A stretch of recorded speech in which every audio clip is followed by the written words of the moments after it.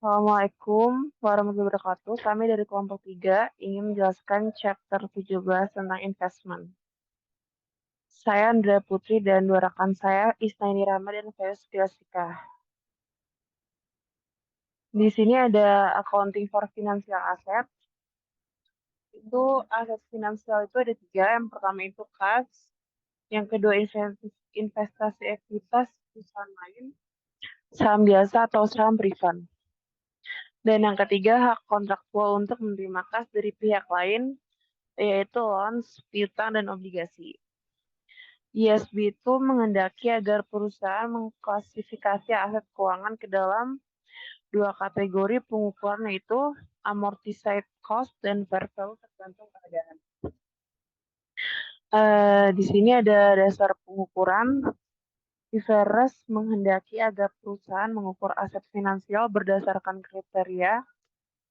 Yang pertama itu modal bisnis perusahaan untuk mengolah aset keuangan dan karakteristik arus kas kontraktual aset keuangan. Yang bisa seperti piutang itu hanya investasi uang, pinjaman, dan investasi obligasi yang memenuhi dua kriteria di atas yang dicatat sebesar amortized cost. Seluruh investasi utang lainnya dicatat sebesar fair value. Di sini ada dasar pengukuran. Investasi ekuitas umumnya dicatat dan dilaporkan sebesar fair value. Di sini ada ringkasannya, ada table. Yang pertama itu type of investment, yang kedua assessment of accounting criteria, dan yang ketiga valuation.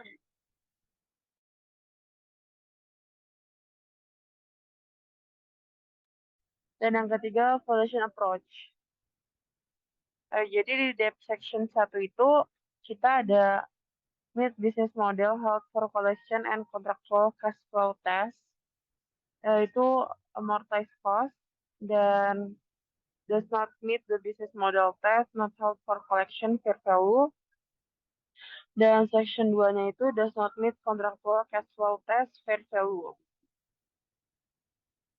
Di sini ada debt investment. Investasi utang disifati oleh pembayaran kontraktual pada tanggal tertentu atas pokok utang dan bunga atas pokok utang yang outstanding. Jadi perusahaan itu mengukur investasi sebesar amortized cost atau fair value. Di sini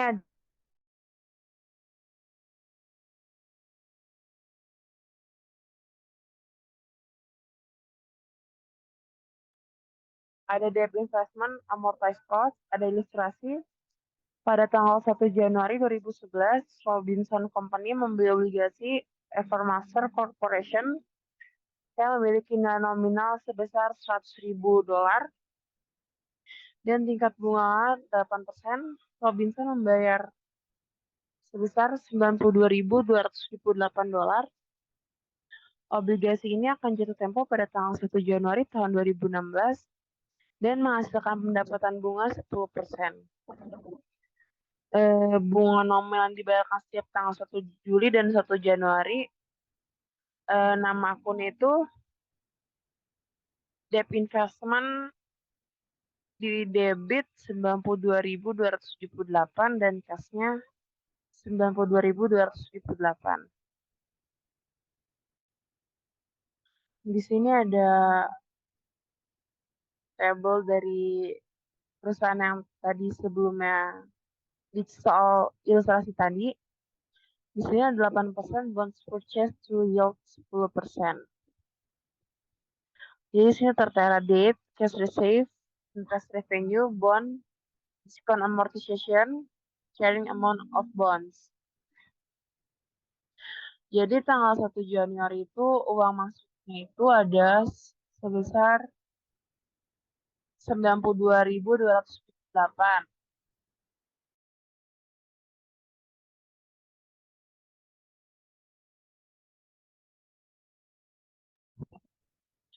Lalu tanggal 7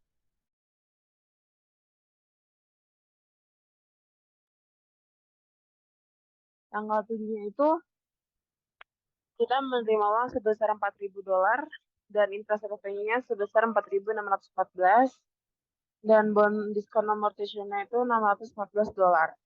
Jadi totalnya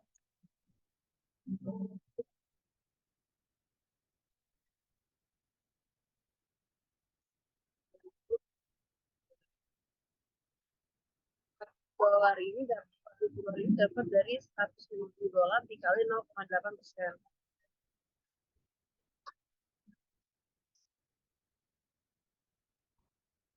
$2.8 dikali 10%.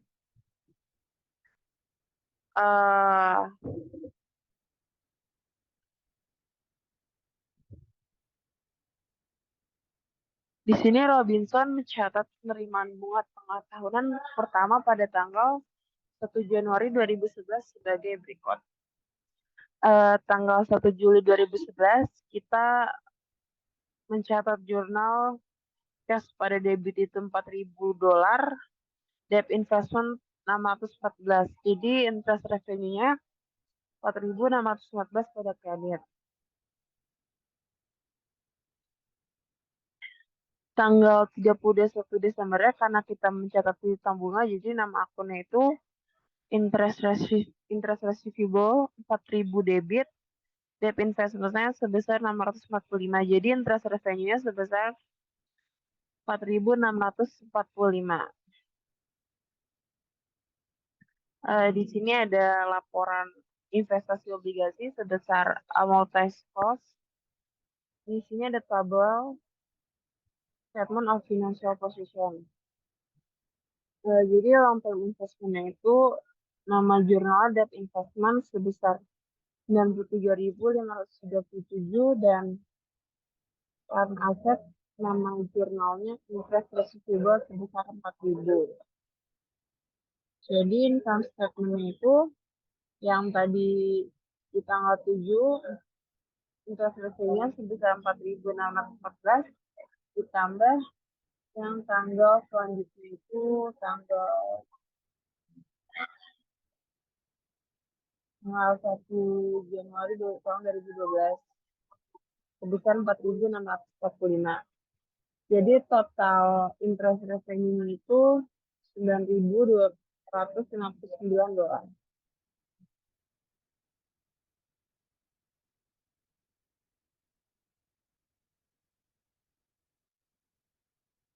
Di sini ada ilustrasi lagi. Diasumsikan bahwa pada tanggal 1 November 2013, Robinson menjual investasinya pada kurs 99.9975 ditambah bunga. Robinson mencatat amortisasi diskon sebagai berikut. Tanggal 1 November 2013 terdapat jurnal debt investment sebesar 522 di debit dan interest revenue itu sebesar 522 di kredit. Terdapat 522 itu dapat dari 4/6 dikali sama harganya itu 783.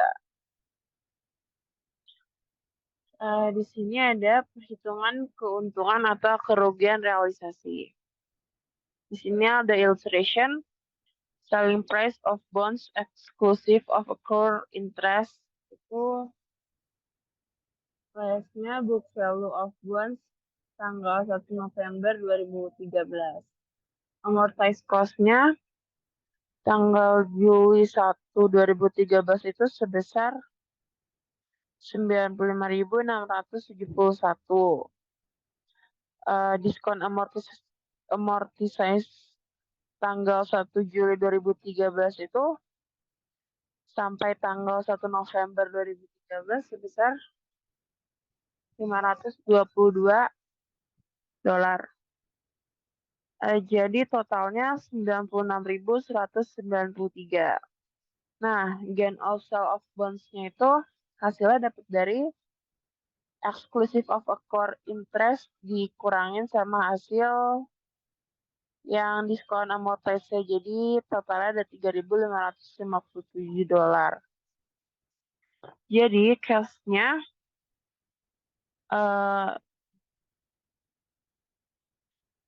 102.417 di debit. Interest revenue itu dapat dari 4/6 dikali 4.000, hasilnya ada 2.667. Debt investment-nya itu dikurang dari 102 dikurang 2.000. Oh enggak, sorry. Debt investment-nya dapat ada di table sebesar 96.193. Gain on sale of debt investment itu sebesar 3.557.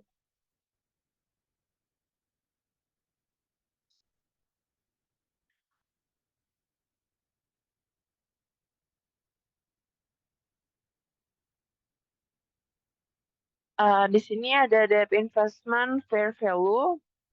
Debt investment at fair value mengikuti perlakuan akuntansi yang sama dengan investasi utang atau disebut held for collection selama periode pelaporan, yaitu dicatat sebesar amortized cost. Tapi pada setiap tanggal pelaporan itu perusahaan menyesuaikan amortized cost ke fair value dan keuntungan atau kerugian yang belum direalisasi dilaporkan sebagai bagian dari net income atau disebut fair value method. Di sini ada ilustrasi dari Robinson Company lagi. Pada tanggal 1 Januari 2011, perusahaan tersebut membeli obligasi Evermaster Corporation yang memiliki nilai awal nominal $100.000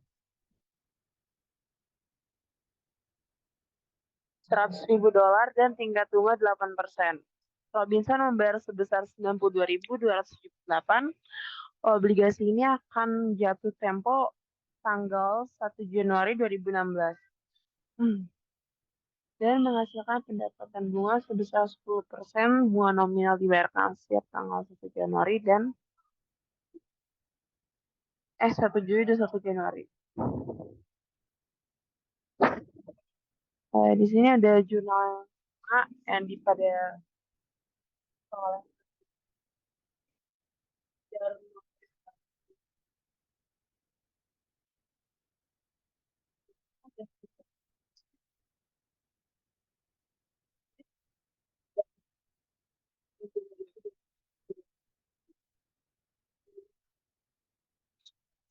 ini sedikit pahit.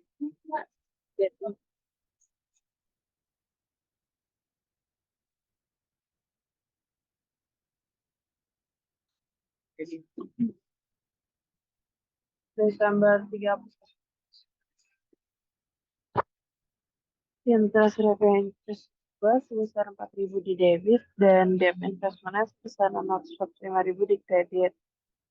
Lalu interest revenue itu 4.645. Di sini ada ilustrasi lagi untuk menerapkan pendekatan fair value. Robinson menentukan bahwa karena ada penurunan tingkat bunga, nilai wajar investasi uang naik menjadi $95.000 pada tanggal 31 Desember 2011. Jadi nama jurnalnya itu jurnal masuknya fair value at Desember 31 2011 sebesar $95.000.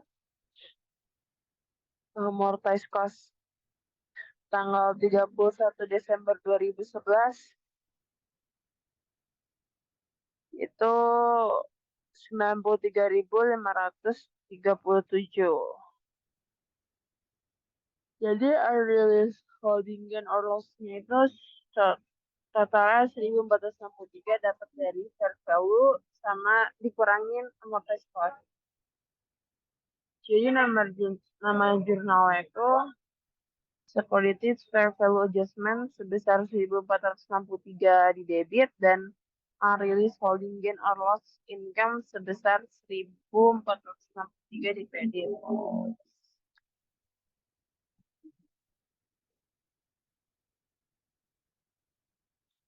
Selanjutnya akan dilanjutkan oleh teman saya.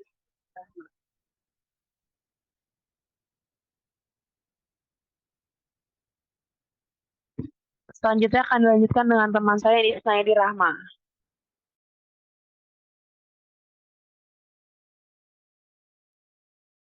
Oke, baik. Selanjutnya dilanjutkan oleh saya, Isnaini Rahma, mengenai debt investment fair value. Nah,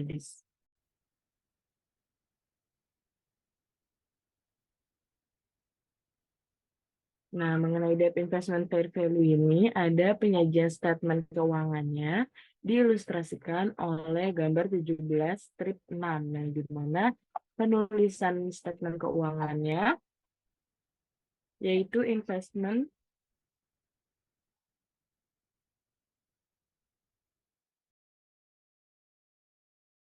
Lanjut aja, Zai, itu slide-nya bener kok. Lanjut aja, Zai, itu slide-nya bener. Investment, uh,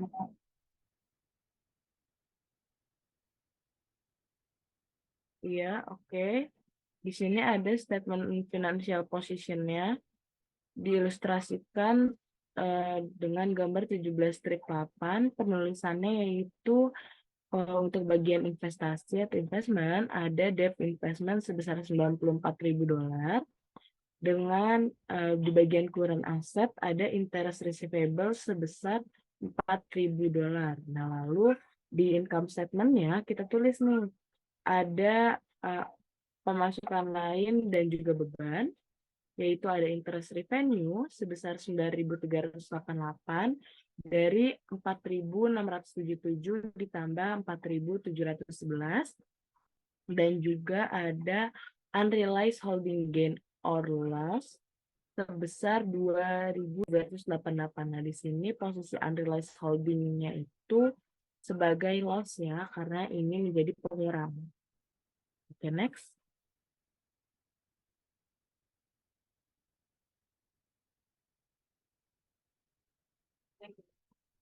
Oke, next. Udah di next belum nih? Nah, di sini ada ilustrasi 17 strip 7, yang dimana ilustrasinya ini pada tanggal 1 November 2013, Robinson menjual investasi pada kursnya 99,3/4 plus bunga berjalan. Satu-satunya perbedaan terjadi pada tanggal 31 Desember 2013. Karena obligasi tidak lagi dimiliki oleh Robinson, rekening penyusuan NW sekuritas dilaporkan sebesar 0. Dari sini Robinson membuat jurnal eliminasi rekening penilaiannya yaitu sebagai securities fair value adjustment di debit sebesar 925, dan ada unrealized holding gain or loss income sebesar 925 di kredit. Next.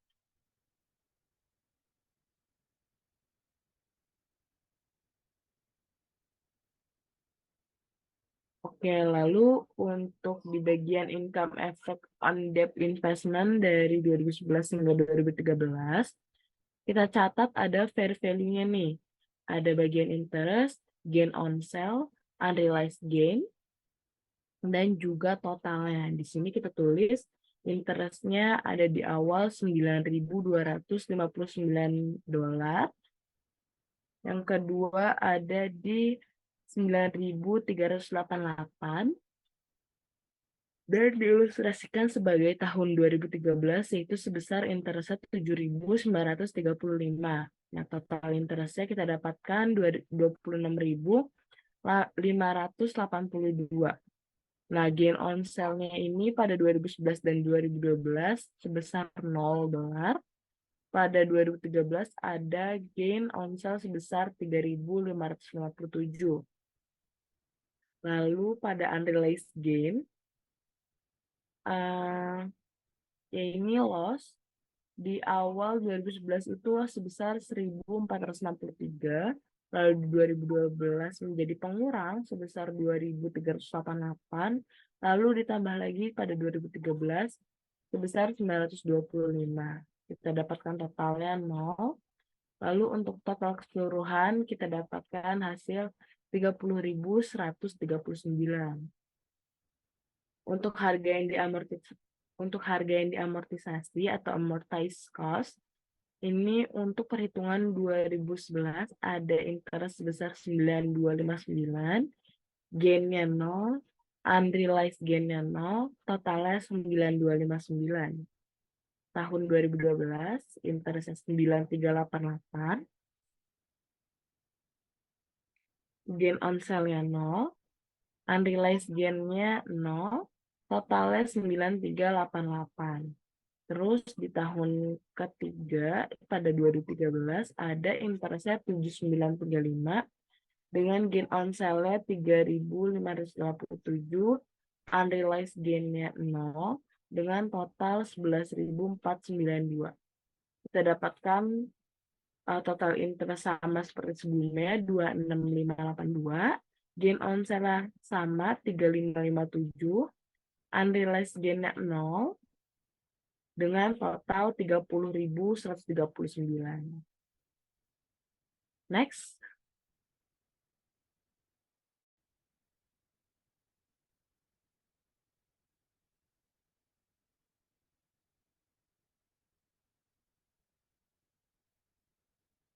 Nah, berikutnya ada ilustrasi untuk portofolio sekuritas, yang dimana Web Corporation memiliki dua investasi utang yang dicatat sebesar fair value. Posisi investasi per 31 Desember 2011 adalah kita catat nih sebagai judul Debt Investment Portfolio 31 Desember 2011. Investasinya ada Watson Corporation 8% bonds dengan harga yang diamortisasi sebesar 93.537,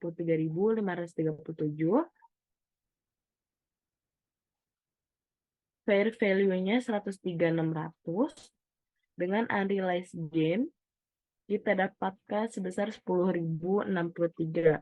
Lalu untuk Anacom Corporation 10% bonds, amortisasi harganya itu sebesar 200.000, fair value-nya 184.400, dengan unrealized gain-nya itu sebesar 19.600, menjadi pengurang. Kita dapatkan total portofolio itu amortisasi cost-nya sebesar 293.537 dengan fair value 284.000 dan unrealized gain-nya minus 9.537. Untuk preview securities fair value adjustment balance-nya itu kita dapatkan 0. Jadi hasil akhirnya itu untuk security fair value adjustment di kredit itu minus sebesar 9.537. Next.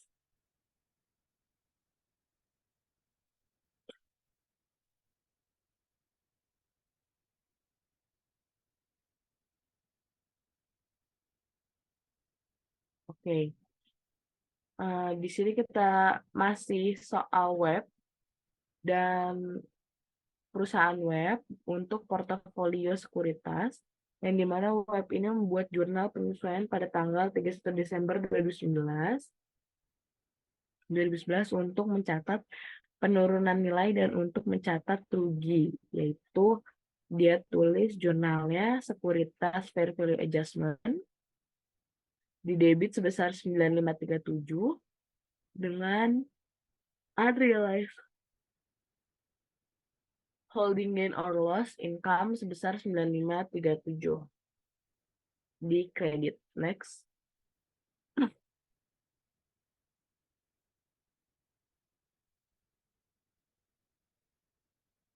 Ilustrasi penjualan investasi nih pada tanggal 1 Juli 2012. Masih untuk perusahaan web, yaitu mereka menjual obligasi dengan harga 90.000 saat obligasi tersebut memiliki harga amortisasi sebesar 94.214. Nah, kita lihat untuk perhitungannya ada di ilustrasi 17-11, yaitu amortisasi cost-nya untuk Watson Bond sebesar 94.214. Nah, terus dijual lah nih selling price of bonds-nya sebesar 90.000. Ya udah, kita dapatkan hasil loss on sale of bonds sebesar 4.214. Yang dimana kita catat sebagai cash di debit sebesar 90.000. Lalu ada debt investment sebesar 94.214 di kredit. Nah, lalu untuk selisihnya ini kita tulis sebagai loss on sale of debt investment 4.214 di debit di antara cash dan juga debt investment. Next.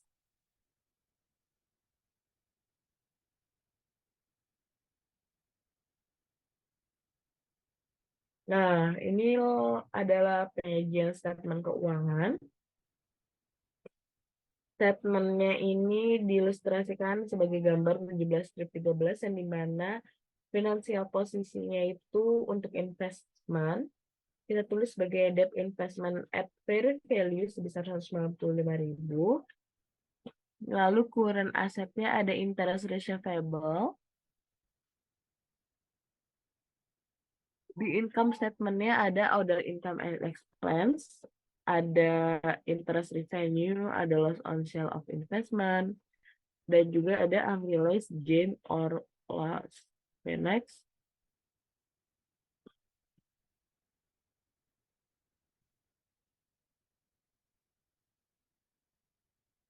Nah, untuk fair value option sendiri nih, perusahaan memiliki opsi untuk melaporkan aset keuangan pada nilai wajar. Opsinya adalah diterapkan berdasarkan instrumen dan instrumen basis, dan umumnya tersedia hanya ketika perusahaan pertama kali aset finansial atau menimbulkan kewajiban finansial. Jika sebuah perusahaan memilih untuk menggunakan opsi fair value, perusahaan mengukur instrumen ini fair value sampai perusahaan tidak lagi mempunyai kepemilikan. Next.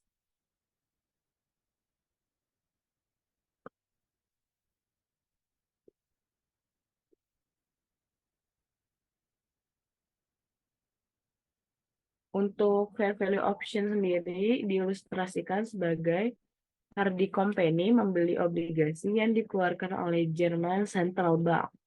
Hardy merencanakan untuk memiliki investasi uang utang tersebut sampai jatuh tempo dalam 5 tahun. Pada tanggal 31 Desember 2011, harga amortisasi investasinya sebesar 100.000 euro dan fair value pada tanggal 31 Desember sebesar 113.000 euro. Nah, jika Hardy memilih opsi fair value, perusahaan membuat jurnal pada tanggal 31 Desember 2011, yaitu Debt Investment German Bonds, di debit sebesar 13.000, lalu di kreditnya ada unrealized holding gain or loss sebesar 13.000. Oke, next.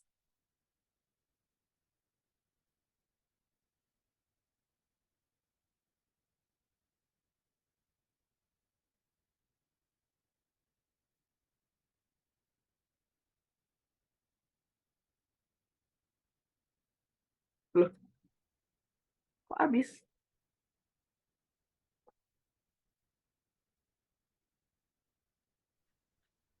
Loh. Masih dilanjutkan oleh Liza. Oke.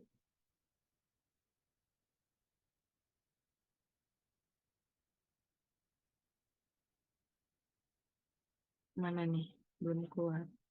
Itu udah lewat tadi.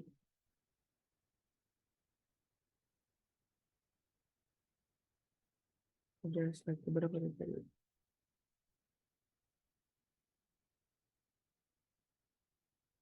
Liza baca, Za. Itu udah tadi, itu udah gue baca. Ini masih ada lagi sampai 10 slide. Ada 30 slide lagi, slide lanjutan. Ini bukan udah gue baca tadi. Enggak, ini belum ada. Oh yaudah. Biarin aja lah ke record. Oke, ini debt investment fair value. Benar, ini belum gue baca.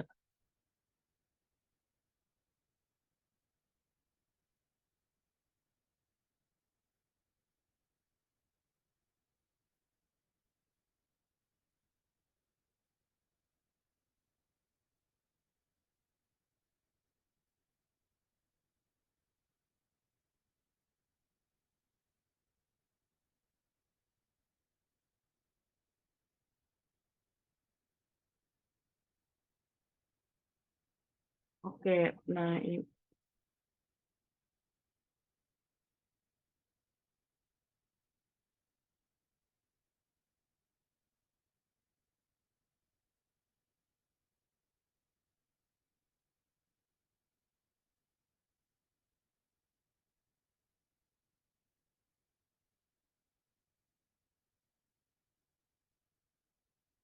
nah terus ini ada statement of financial position yang dimana kita tulis investment, yaitu ada debt investment sebesar $94.000 dan current asset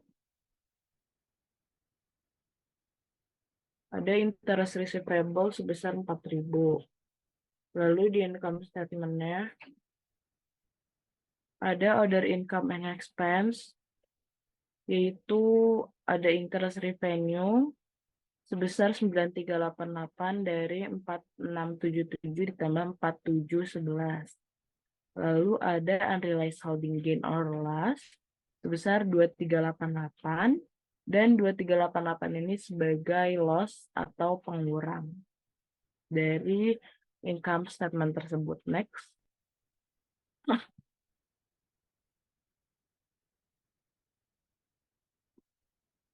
Oke, boleh next.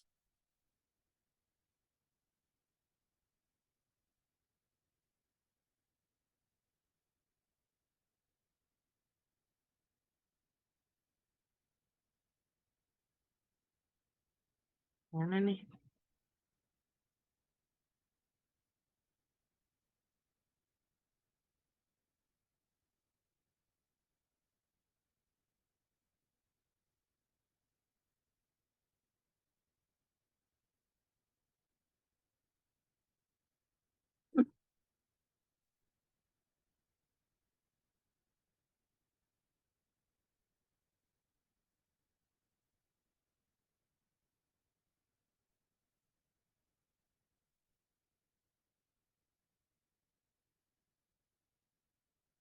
Nggak ada.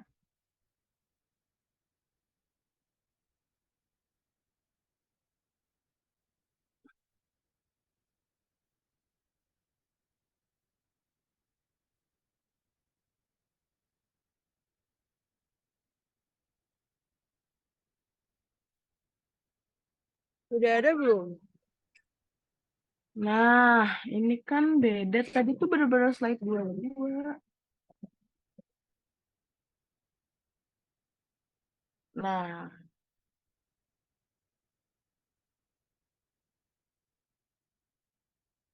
oke, di sini ada equity investment. Nah, di sini ada ilustrasi 17-15, level of influence determine accounting methods. Yang dimana dipresentasikan untuk ownership-nya dari 0% sampai 20%, 20% sampai 50%, lalu ada 50% hingga 100%. Nah, level of influence ini untuk jangka 0% sampai 20% ini little or none atau nggak ada influence-nya. 20% sampai 50% itu signifikan. Lalu dari 50% hingga 100% ini influence-nya itu ngontrol presentasi ownership equity investment tersebut. Lalu untuk metodenya ini ada berbagai, ini ada valuation method, yaitu 0% sampai 20% itu fair value method, 20% sampai 50% itu equity method, dan 50% sampai 100% ada consolidation. Next.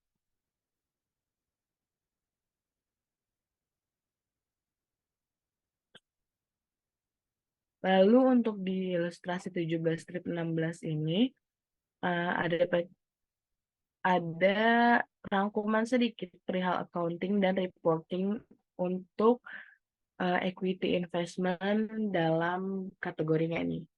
Kalau kategorinya memegang kurang dari 20% nih. Ada trading dan non-trading.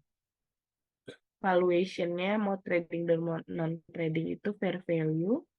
Lalu untuk unrealized holding gains-nya or loss itu untuk yang trading recognize in net income.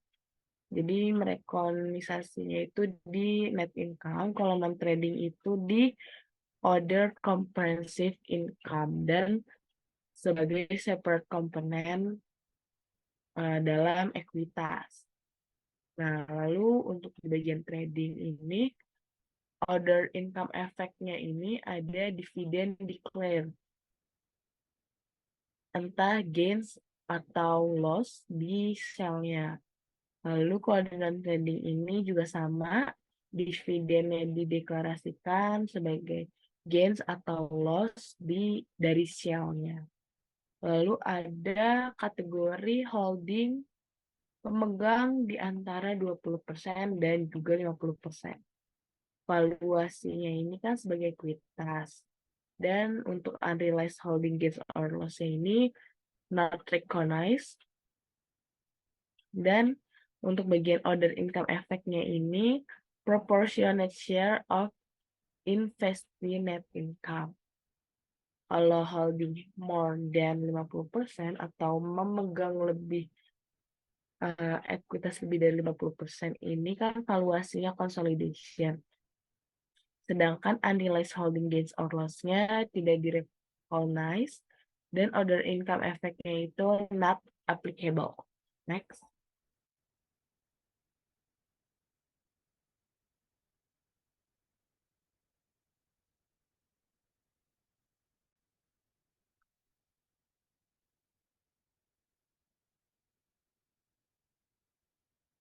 Nah,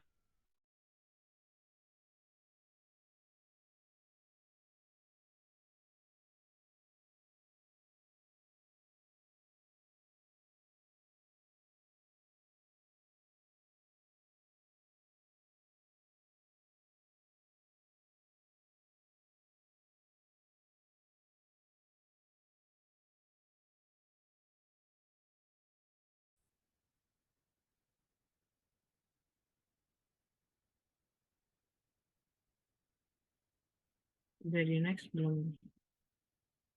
Next.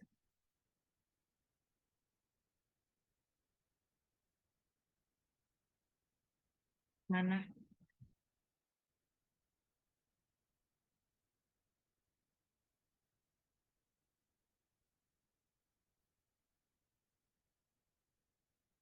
Nah, equity investment at fair value ini berdasarkan IFRS, investasi ekuitas dapat dianggap sebagai trading atau held for trading. Nah, aturan akuntansi dan pelaporannya ini investasi dinilai sebesar nilai wajarnya, lalu mencatat laba dan rugi yang belum direalisasi dalam laba bersih. Next. IFRS memperbolehkan perusahaan untuk mengklasifikasi sebagian investasi ekuitas sebagai non-trading, dan aturan akuntansi dan pelaporannya itu investasi dinilai sebesar nilai wajar dan mencatat laba rugi yang belum direalisasi dalam other comprehensive income. Ini untuk non-trading. Next.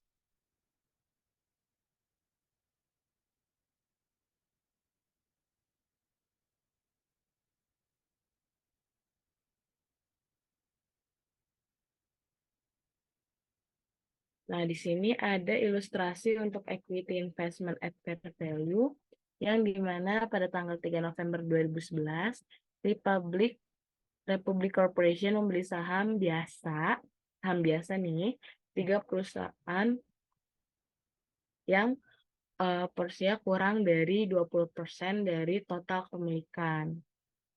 Nah, yang dimana Burberry ini cost-nya itu sebesar 259.700 euro, Nestle sebesar 317.500, dan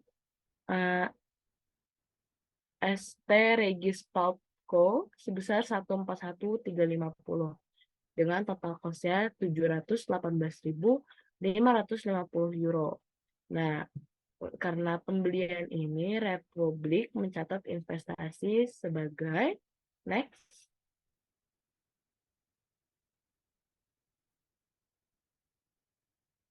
Nah, untuk pembelian tadi sebesar 718.550, jadi dicatat nih sama Republik sebagai equity investment, di debit sebesar 718.550, lalu di kreditnya ada cash sebesar 718.550. Nah, pada tanggal 6 Desember 2011, Republik menerima dividen nih, dividen kas sebesar 4.200 euro atas investasi saham biasa Nestle. Lalu dicatatlah nih sebagai cash-nya di debit sebesar 4.200, lalu dividen revenue-nya 4.200 di kredit. Next.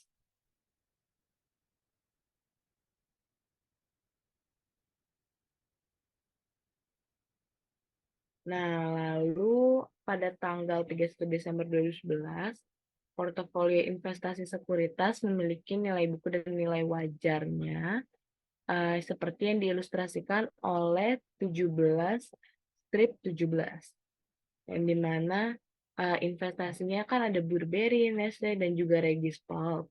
Carrying value-nya berbeda-beda dengan fair value-nya nih kita dapetin untuk Burberry sebesar 275.000, lalu untuk Nestle 304.000, dan untuk Regis Pulp sebesar 104.000. Nah, unrealized gain-nya ini Burberry sebesar 15.300 gain, Nestle 13.500 loss, Regis Pulp loss-nya sebesar 37.350.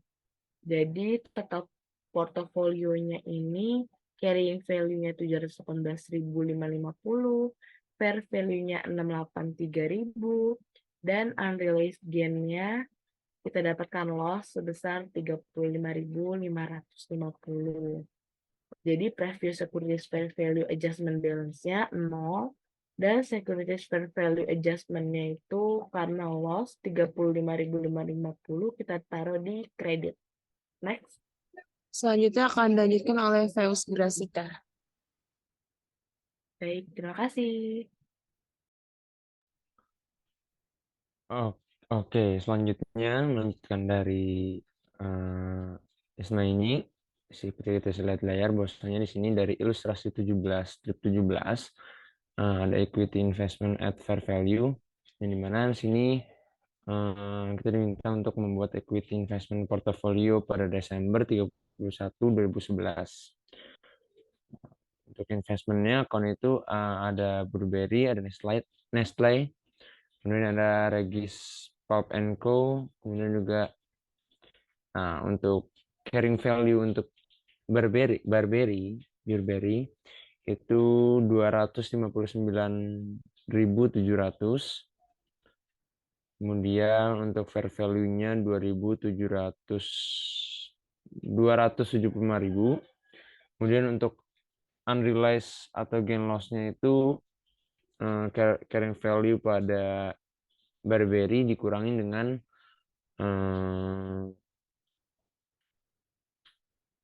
fair value, selisih dari carrying value dan juga fair value menjadi 15.300. Oke, selanjutnya untuk Nestle ada untuk carrying value-nya 317.500, kemudian fair value-nya 304.000, kemudian untuk unrealized gain-nya itu minus 13.500 dolar euro. Kemudian ada dari Regis Pulp Co untuk carrying value-nya sebesar 141.350.000. Kemudian fair value-nya 104.000. Kemudian unrealized gain pada Regis Pulp Co-nya sebesar minus 37.350.000. Maka untuk total of portfolio untuk carrying value-nya ditambah semuanya di total menjadi 718.550.000. Kemudian fair value-nya di total dari fair value Burberry, Nestle, dan juga Regis Pubco itu menjadi 683.000. Kemudian untuk unrealized gain atau loss-nya itu di total juga 15.000 dikurang 13.500 dikurang 37.350.000, maka hasilnya 35.550. Dan untuk previous security fair value ada adjustment balance, kita kosongkan. Kemudian ada security fair value dan adjustment menjadi 35.550. Untuk unrealized holding gain or loss atau income itu kita tulis pada debit sebesar 35.550. Nah, kemudian untuk kreditnya ada akunnya itu sekuritas fair value adjustment sebesar 35.550. Next. Oke, selanjutnya pada tanggal 23 Januari 2012 Republik menjual seluruh saham biasa Burberry dengan menerima uang sebesar 287.220.000. Maka untuk account itu ada net process from sales sebesar 287.220.000. Kemudian cost of Burberry shares itu sebesar 259.700. Kemudian gain on sale of share-nya itu pengurangan dari net process for sale dan juga cost of Burberry share menjadi 27.520. Maka untuk akunnya kita tulis on debit cash sebesar 287.220.000. Kemudian equity investment on credit sebesar 259.700. Kemudian gain on sale of equity investment sebesar 27.520.000 on credit. Next.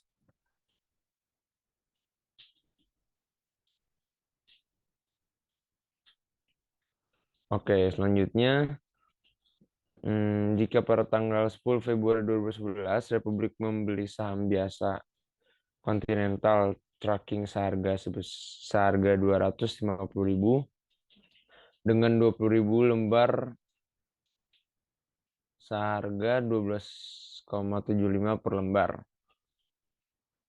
plus komisi broker sebesar 1.850. Portofolio investasi ekuitas Republik 31 Desember 2009 adalah sebagai berikut. Untuk akunnya investmentnya itu ada dari Continental Trucking, dari Nestle, dan juga Regis Pubco. Maka untuk Continental Trucking untuk carrying value-nya itu sebesar 255.000. Kemudian fair value-nya 278.350. Kemudian untuk unrealized gain loss-nya itu sebesar 23.350. Kemudian untuk Nestle, carrying value-nya itu sebesar 317.500. Untuk fair value Nestle itu 365.550. Dan untuk unrealized gain-nya itu 45.050 dolar. Kemudian untuk Regis Pubco, carrying value-nya sebesar 141.350. Kemudian fair value-nya sebesar 139.50 dolar, euro maksud saya. Kemudian ada unrealized gain-nya sebesar minus 232.300. Nah, selanjutnya di total of portfolio itu seluruh carrying value, fair value, dan unrealized gain-nya itu di total. Jadi untuk total of portfolio carrying value-nya itu sebesar 713 850.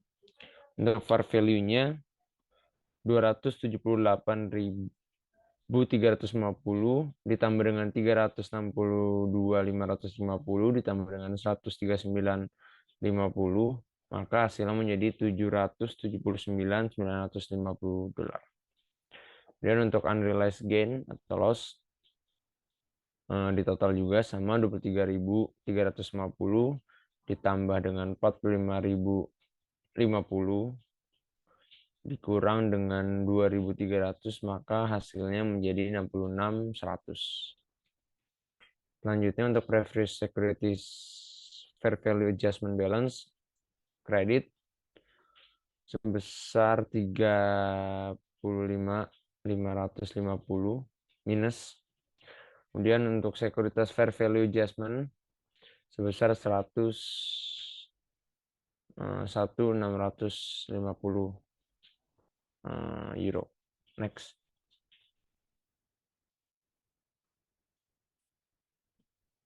Oke, selanjutnya masih sama.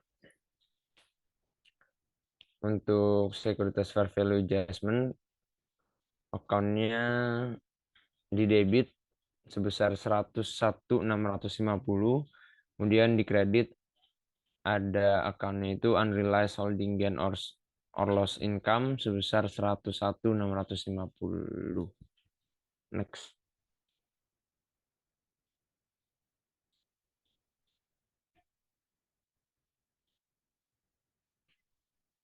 Oke, ini ada contoh dari OCI atau equity investment. Jurnal untuk mencatat non-trading equity investment sama dengan jurnal untuk trading equity investment kecuali untuk pencatatan laba atau rugi kepemilikan yang belum direalisasi. Untuk pelaporan laba atau rugi kepemilikan yang belum direalisasi ditempatkan pada pos other comprehensive income atau yang biasa kita singkat dengan OCI. Next.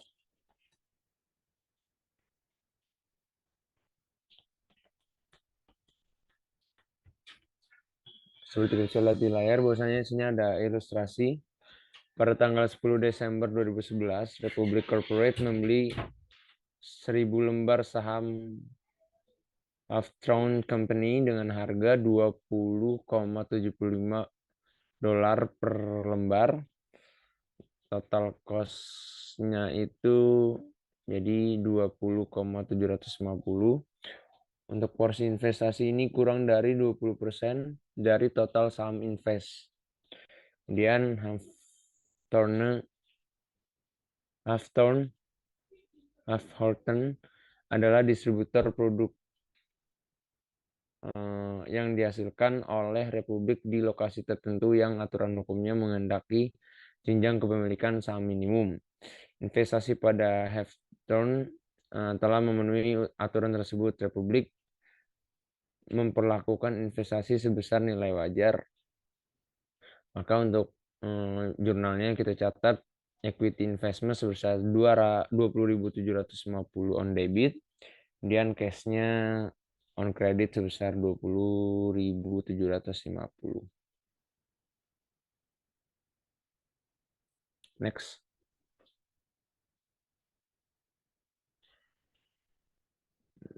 Oke, pada tanggal 27 Desember 2019, Republik menerima dividen kas dari Hawthorne Company. Untuk pencatatannya atau jurnalnya kita bisa catat sebagai cash sebesar 450 on debit, kemudian dividen revenue sebesar 450 on credit. Next. Selanjutnya pada tanggal 31 Desember 2011, investasi Republik pada saham Halftone memiliki nilai buku dan nilai wajah sebagai berikut. Seperti kita bisa lihat di layar, bahwasanya di sini dari ilustrasi 17/21 untuk non-trending equity investment-nya itu ada Valve Company yang nilai carrying value-nya sebesar 20,750 dolar. Kemudian untuk fair value-nya 24.000. Untuk unrealized gain loss-nya itu sebesar 3.250. Kemudian untuk preferred securities fair value adjustment balance 0. Maka untuk securities fair value adjustment-nya di debit sebesar 3.250. Untuk jurnalnya kita catat sebagai berikut. Untuk debitnya securities fair value adjustment 3.250. Kemudian unrealized holding gain or loss equity sebesar 3.250 on credit. Next.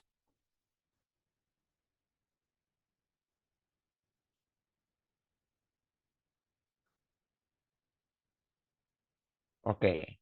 Seperti kita lihat di layar, bahwasanya di sini ada ilustrasi 1721, masih lanjutan dari yang tadi. Kita sekarang beralih ke statement of financial position. Untuk jurnalnya, untuk investment itu equity investment sebesar 24.000.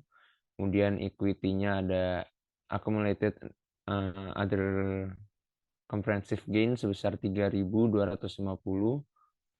Kemudian untuk statement of comprehensive income itu ada other income and expense. Untuk jurnalnya, untuk account-nya maksud saya, ada dividend revenue sebesar 450.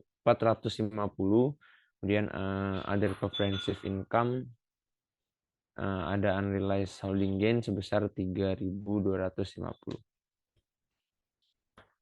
Next. Oke. Pada tanggal 20 Desember 2012, Republik menjual seluruh saham biasa Hawthorne dan menerima kas sebesar 22.500. Untuk net process from sale catat sebesar 22.500. Kemudian cash of Hawthorne share-nya sebesar 20.750. Maka untuk gain on sale of share-nya sebesar 1.750. Maka untuk jurnalnya kita catat sebagai cash sebesar 22.500 on debit. Kemudian kreditnya equity investment sebesar 20.750. Kemudian untuk gain on sale of equity investment sebesar 1.750 on credit. Kemudian ada unrealized holding gain or loss equity sebesar 3.250 on debit. Kemudian securities fair value adjustment sebesar 3.250 on credit. Next.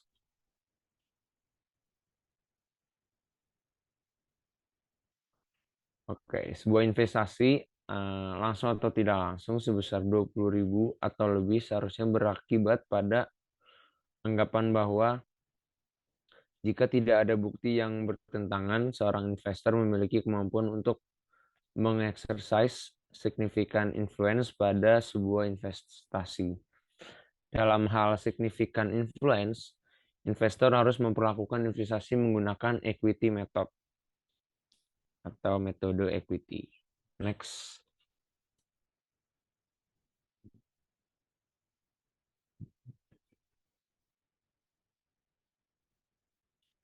Oke, cukup sekian dari kelompok kami.